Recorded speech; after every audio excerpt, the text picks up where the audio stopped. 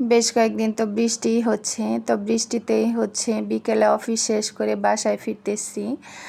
আর যখন অফিসে ছিলাম তখন মাকে ফোন দিয়ে আমি বলে দিয়েছিলাম যে মা, আলু সিদ্ধ, ডিম সিদ্ধ আর ডাল সিদ্ধ করে রেখো, বাসায় এসে তোমাকে আজকে একটা জিনিস খাওয়াবো। তো কি খাওয়াবো সেটাই আজকে শেয়ার করতেছি।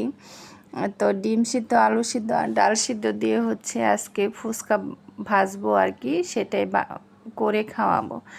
তো এর জন্য আমি বাটিতে কয়েকটা ফুচকা নিয়ে নিছি, আর সেই ফুচকাগুলো তেলে ভেজে নিচ্ছি আর কি। তো অনেকগুলো ফুচকা ভেজেছিলাম, প্রায় এক ভল বাটি আপনারা বোঝেন নাকি, স্টিলের যে গামলা থাকে, সেই গামলাগুলোকে আমরা বল বাটি বলি। এটা স্টিল বা অন্য যে সিলভার, পিতল যাই থাকুক না কেন সবগুলোতে। তো ফেরার সময় অফিস থেকে গিয়ে কচুরলতি নিয়ে আসছিলাম, মা কচুরলতিগুলো কেটে দিচ্ছিল আর আমি ফুচকা রেডি করতেছিলাম। তো ফুচকার যে টকটা তৈরি করব, সেই টকে আমি মশলাগুলো মিশিয়ে দিতেছি।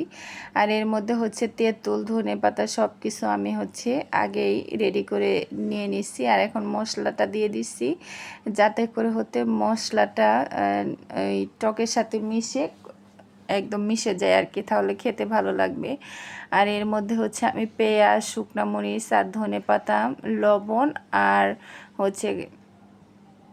সরিষার তেল দিয়ে ভর্তাটা মাখিয়ে নিচ্ছি, কারণ সেই আলু, ডিম আর ডাল একসাথে মিক্স করার মধ্যেই ফুচকা খাওয়ার মজাটা।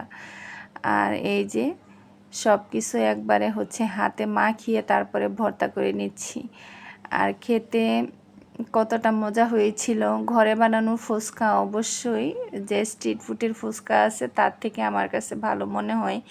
যদিও বা ফুচকাটা কিনা আর শুধু বাসায় ভেজেছি মাত্র, এটা যদি বাসায় বানানো হতো তাহলে খাবারটা আরও অনেক বেশি ভালো হতো আর কি।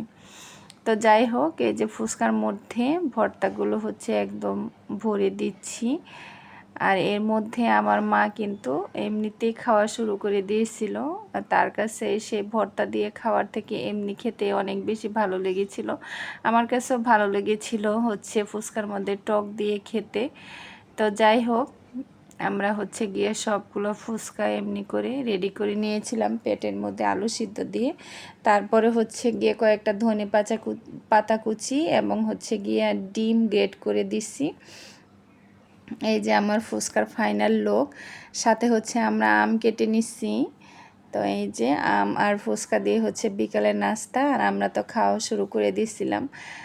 আমার দিদি গিয়ে চামচ দিয়ে টক নিয়ে নিয়ে খাচ্ছিল, আর আমার তো আর ওইভাবে সহ্য হচ্ছে না। আমি বাটিতে এই ফুচকাটা চুবিয়ে নিয়ে তারপর খাচ্ছিলাম, অনেক বেশি মজা লেগেছিল। তো আমার ভিডিওটা যদি ভালো লেগে থাকে তাহলে অবশ্যই আপনারা লাইক, কমেন্ট, শেয়ার দিয়ে আমার পাশে